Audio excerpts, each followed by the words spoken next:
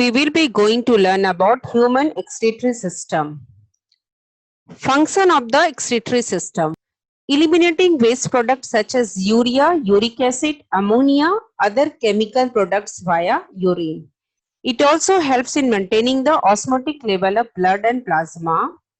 It also helps in maintaining the electrolyte balance in the body. It means it helps in the maintenance of sodium, chloride, potassium, calcium ion balance in the body. It also helps in the metabolism of those drugs that do not get metabolized in the liver. It means the function of the liver is the detoxification of drugs and chemicals. If it is not detoxified by the liver, the excretory system help in the metabolism of those drugs. Excretory system also help in maintaining water balance. It also help regulate blood pressure of body. It also help in regulating the levels of many chemicals in blood. So human excretory system consists of a pair of kidneys, one pair of ureters, a urinary bladder and a urethra. The most important excretory organ of human body is kidneys. So kidneys are reddish brown bean shaped structure which is embedded in a mass of fat in the abdominal cavity. It is present just below the stomach but above the waistline on the back side of a body. So they are attached to the dorsal body wall and one on each side of the vertebral column. Just look at the image. The left kidney is slightly higher than the right one. Look at the image. Toward the center of the inner concave surface of the kidney is a notch. This notch is called hilum, through which ureter, blood vessel and nerve pass. What are the structure and function of the kidney? Each kidney is covered by an outer layer of protective cells called fibrous capsule. What are the parts of the kidney? There are two parts of kidney. One is known as a cortex, other one is known as a medulla. So outer protective part is known as a cortex and then the inner part is medulla. There is a pyramid-like structure in the medulla part, so it is known as medullary pyramid. These medullary pyramids having at the base this structure, this one is known as a calyx. So this calyx open into the broad funnel-like structure. This is a funnel-like structure and this funnel-like structure is known as a renal pelvis. And renal pelvis placed inner to hilum. So this region is known as a hilum. Hilum, there are different blood vessels and nerves passes and through which ureters exits towards the urinary bladder and to the urethra. The most important function of the kidney is that it helps to maintain homeostasis of the body. It maintains the constant amount of water, salt and acid in the blood. So kidney plays a very important role in keeping homeostasis. Kidney filters about 1700 liters of blood daily in the average adult. If there is too much water in your body, the kidney must excrete more urine in your body. So the kidney puts more water in the urine. If there is a less water in the urine, it means the people feel dehydrated. To know more about the kidneys, the kidneys make urine. So what is a urine? Urine is a yellow waste water that comes out of urethra. So kidney is an important part of urinary system.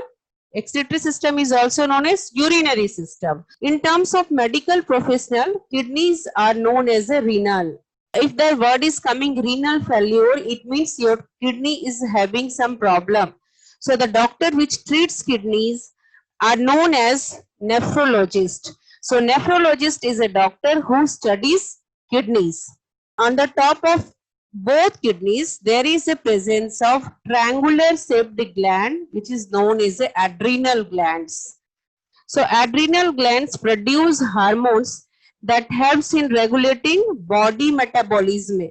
It helps in making your immune system strong. It helps in maintaining your blood pressure, and it also helps in responding to different stress and strain condition. This is the reason adrenal gland is known as stress and strain hormone. The adrenal gland also secretes steroid hormones such as cortisol and aldosterone. So this cortisol plays a very important role in fight or flight situation. So this is the reason adrenal gland is also known as fight or flight hormone.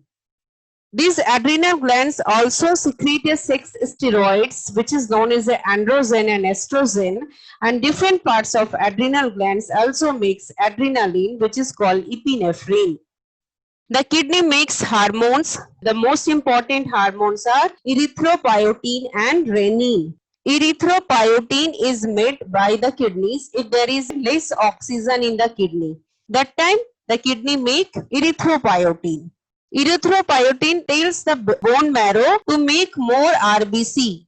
So this means there will be more oxygen carried in the blood. If there is a low volume of blood, if there is too low salt in the blood, and if there is a low blood pressure, in that condition, kidney make renin. Renin makes the blood vessel smaller and tells the adrenal gland to make aldosterone, so which tells the kidney to save salts. It also make a person feel thirsty, and all of this make the blood pressure goes up. So two hormones made by the kidney, one is erythropoietin, next one is the renin. When there is less oxygen, the kidney made erythropoietin. If there is a low amount of oxygen and low volume of blood and too low salts, low blood pressure, kidney make renin, and renin makes the blood vessel smaller and tells the adrenal gland to make aldosterones, which tells the kidney to save salts, and person feel thirsty, and all of this makes the blood pressure goes up.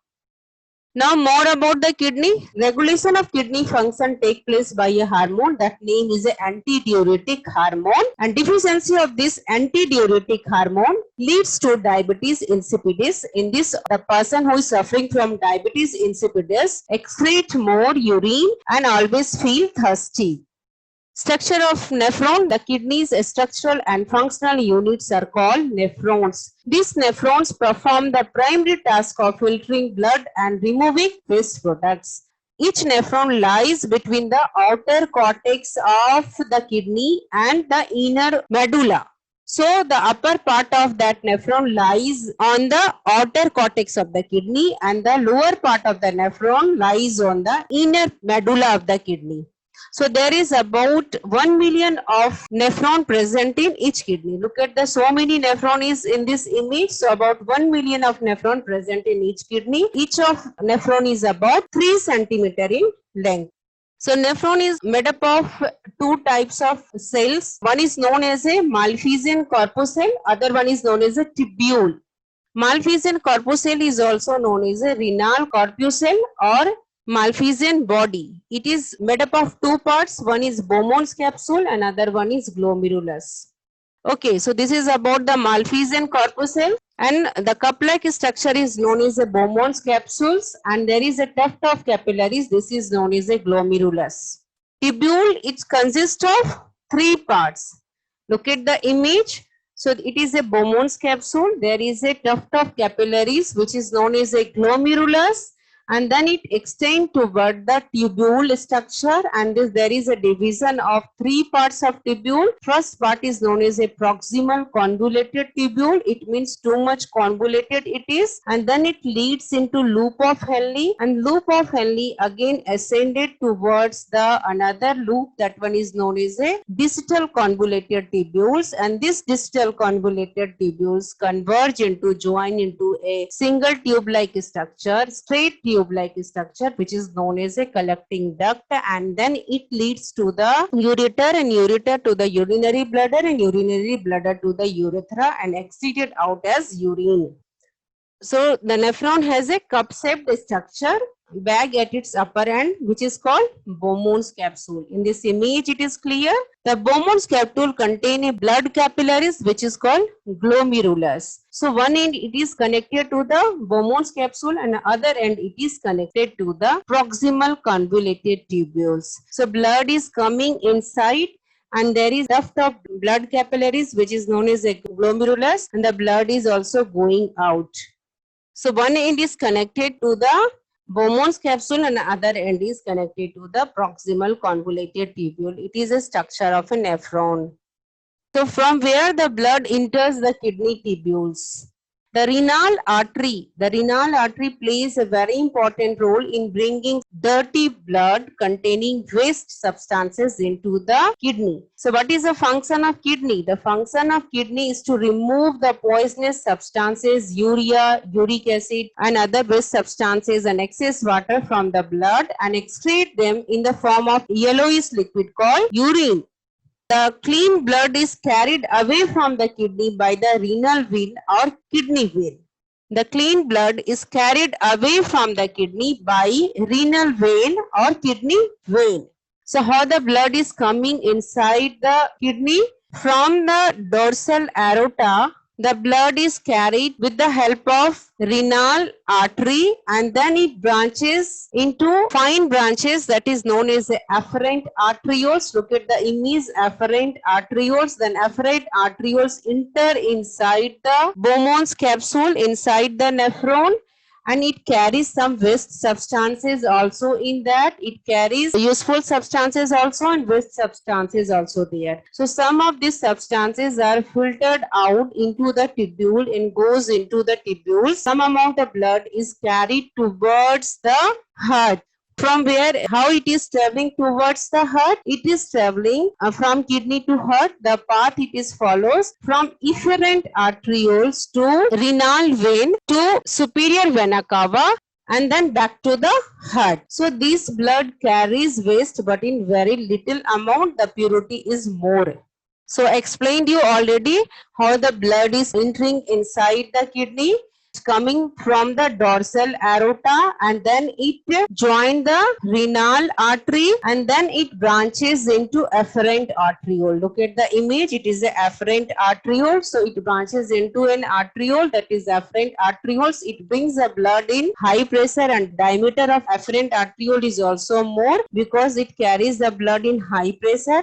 And then it reaches inside the nephron. Membrane of glomerulus and Bowman's capsule are selectively permeable. So some substances are filtered out and carried towards the tubules and some blood moves towards the heart. So how it moves towards the heart? With the help of efferent arterioles. Efferent arterioles join to the renal vein and then renal vein join to the inferior vena cava and then back to the heart. So afferent arterioles brings the arterial blood which carries more waste products. Efferent arterioles which bring the blood back to the heart, it carries pure blood which is having the less amount of impurity, less amount of waste products. So ureter, to know about the ureter is a muscular tubes of 30 centimeter in length. It come out from the hilus of kidney and move down to the urinary bladder. There is also peristaltic movement take place which help in the contraction and relaxation of muscle and it also allow the flow of urine in only in one direction. The ureter now leads into the urinary bladder from where urine is stored. Now to know more about the urinary bladder is a sac-like structure. Look at here, it is a sac-like structure with muscular walls that holds urine. The bladder receives urines from two ureters and one from each kidney and they enter through the opening. That opening is known as a ureteric orifices. Urine exits the bladder through the urethra. In man, the bladder lies on the pelvic region. It's visible here. It is a man urinary bladder. It is female bladder. So in female, urinary bladder is located near the uterus, leading to a number of changes to the pattern of micturition during the course of pregnancy. When the woman is pregnant, urge to urinate will increase. As the bladder fills, it sends sensory information to the central nervous system, and when the bladder is full, this signal indicates that it must be emptied soon. So when you urge to urinate, the signal has to be sent by your central nervous system. A tube called urethra, which is the last part of excretory system, which is connected with the urinary bladder. So urethra also consists of a urethral sphincter muscle which control the release of urine from the urethra, and because of this urethra sphincter muscle, the bladder relax to open or constrict to close. So there are different types of function of urethra in man and in female. In females, the male urethra function are the transportation of urine out of the body, and also prevention of urine reflux and protection of against pathogenic bacteria. But what is in the case of male? What is the function of urethra in males? It helps in the expulsion of urine. It helps in the expulsion of sperm. It also helps to protect against different types of pathogen. It also helps in the prevention of either of this fluid from traveling back to the lower urinary tract. So these are the pathway how the urine blood transferred and is waste or substances are converted into urine. So the blood entered through the afferent arterioles and then to the glomerulus, and then glomerulus to the Bowman's capsule, and ultrafiltration take place, and that glomerular filtrate pass toward the renal tubules to the proximal convoluted tubule to the distal convoluted tubules, and then to the collecting duct, and then it opens into the renal pelvis of nephron. It passes into the ureter, and ureter into the bladder, and bladder into the urethra, urethra into the urinary bladders, urinary meters, and urine is expelled from the body. So kidney stone is a major problem all the Indians are facing. Types of kidney, what are the types of kidney stones? There are different types of kidney stone. First one is a calcium stone. The 75% of people are suffering from calcium stones. 10 to 15% people are suffering from steroid stones, and 1% are suffering from cystine stones, and 5 to 10% of person are suffering from uric acid. So these are the sign and symptom of a person having the kidney stone, and these are the risk: genetics, overweight, not drinking enough fluids, medication, and foods which are not according to the kidney good functioning. Types of kidney stones, I said you, the most common is calcium stone. Calcium stone are usually made up of calcium oxalate or calcium phosphate. Uric acid stones, when your urine is too much acidic, then the formation of uric acid stone take place. Steroid stone take place when there is a urinary tract infection occur in your body. So steroid stones are made up of magnesium, ammonium, and phosphate. Cystic stones are found when the people have a genetic disorder. So kidney stones are fairly common. Although kidney stone can be very painful, they are treatable and in many cases preventable. How to treat it? There is a one treatment option is shock wave lithotropsy. In that the stones are broken down into small pieces, and with the help of urine it will come out. Home remedies for kidney stone, these are the things you have to take care so that there is no formation of stone take place in your kidney. So drink plenty of coconut and barley water. Avoid eating meat products, poultry and fish. Have fresh ripe apples, melons and grapes. Avoid foods with vitamin D, antacids and calcium base. Thank you.